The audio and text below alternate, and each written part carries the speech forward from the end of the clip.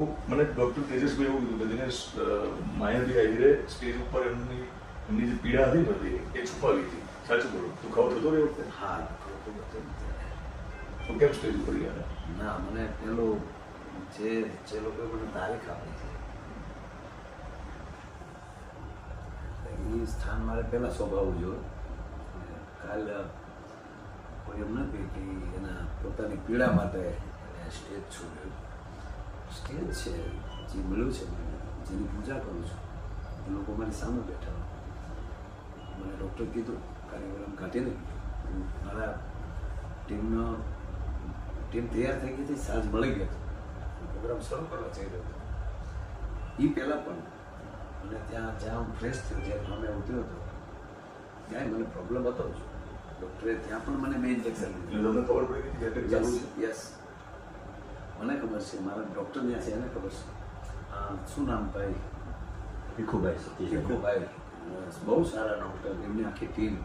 એ યુવાન ડૉક્ટર બીજા હતા. અને કઈ હોસ્પિટલ, એમની પોતાની હોસ્પિટલો છે ઘણી, અને અમદાવાદમાં પણ એની હોસ્પિટલ છે.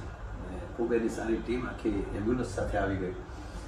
અને ત્યાં પણ મારો કાર્યોગ્રામ કાઢ્યો અને કીધું કે એટેક છે, ચાલુ છે. મેં કીધું મને મારી સ્તુતિ કરી લેવાય એ પહેલાં આયોજકોનો ખૂબ આભાર, જુલાસણ ગામના તમામ વડીલોનો ખૂબ આભાર.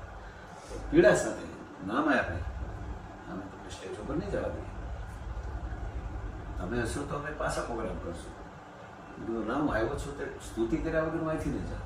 અને મેં સ્તુતિ કરી અને ડૉક્ટર મારી બાજુમાં બેઠો અને ત્યાંથી પછી મને ન બોલવા દીધો. અને અત્યારે રાતે આવ્યા તો તેજસભાઈ પટેલ આવ્યા, એનો આખો સ્ટાફ, આખી ટીમ તૈયાર કરીને બેઠા. અને થોડીક જ વારમાં બધું એટલી સ્પીડ તેજસભાઈની. અને એમનું તો આમાં એના માટે તો શું બીજું કહું કે જેટલા ભૂષણો આપીએ એટલા ઓછા જ. પદ્મભૂષણ તો છે જ, પણ ખૂબ એને બધાની સેવા કરે છે. મેં ખુદે એનો અનુભવ કર્યો. હસતા હસતા જે મારો આખો જે નિદાન કર્યું અને એન્જિયોગ્રાફીને જે બધું કર્યું, 12 વાગે તો હું સ્વચ્છ થઈ ગયો. તમે માનો છો અને તમે એકદમ સ્વસ્થ છો, વર્ષો સુધી તમને કૃષ્ણ થવા દેવાનું નથી. પણ ડૉક્ટર તેજસભાઈ મને અમરીશભાઈને એવું કીધું છે કે તમને એને સાજા કરી દીધા છે. એટલે તમે જે ચિંતા કરો છો ને લોકોની, કે જેના માટે તમારે સ્ટેજ ઉપર જવું જોઈએ, તો એની બહુ સ્પષ્ટ સૂચના છે. આટલું નજીકનું હું ખાલી વિડીયો બનાવવા બેઠું છું તમારી જોડે. હવે પછી તમને કોઈ નહીં મળવા એવું ડૉક્ટર ઈચ્છે છે તો પ્લીઝ તમે પણ એક કેમેરા સામે એટલા માટે બધાને કહો. હું દરેક મારા પ્રેમીજનો, મારા મિત્રો ખૂબ આજે આખો દીમાં ખૂબ આવ્યા છે બધા. કોના ના, પણ ડૉક્ટર સાહેબનું કહેવું છે અને માની કૃપાથી, મા મોગલની કૃપાથી, મિત્રોના આપ બધાના સ્નેહની કૃપાથી, પૂજ્ય બાપુના આશીર્વાદથી, દેવીની કૃપાથી, દ્વારકાધીશની કૃપા, બાપુના પણ ડૉક્ટર સાહેબ સાથે વાત થઈ ફોનમાં, ખૂબ બધાએ કૃપા.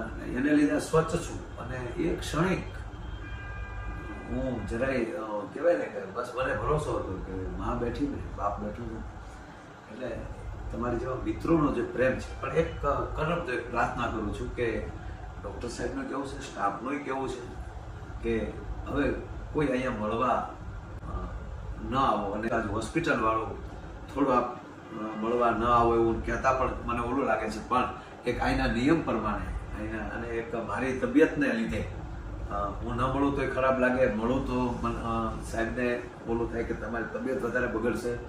તો એ બધું ધ્યાનમાં લઈને આપ બધાને કરબદ્ધ પ્રાર્થના કરું છું.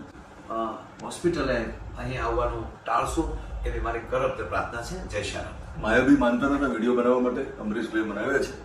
અને અમરીશભાઈ જ્યાં સુધી તમને ન કહે અથવા ફોન કરીને બોરડા પણ તમે ત્યાં સુધી ન જતા જ્યાં સુધી ડૉક્ટર તેજસ પટેલ ના કહે. બોરડા પણ એમને આરામ કરવા દેવાનો છે. બરાબર ને અમરીશભાઈ?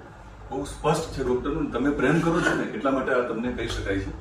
એટલે મારી પણ તમને આ જોડે વિનંતી છે કે બોરડા પણ જ્યાં સુધી કહેવામાં ના આવે, ખાસ તો અમરીશભાઈ જેવા જે આપણા મિત્રો છે તમને એક મેસેજ આપશે અને પછી જ તમે બોરડા જજો. ત્યાં સુધી બોરડા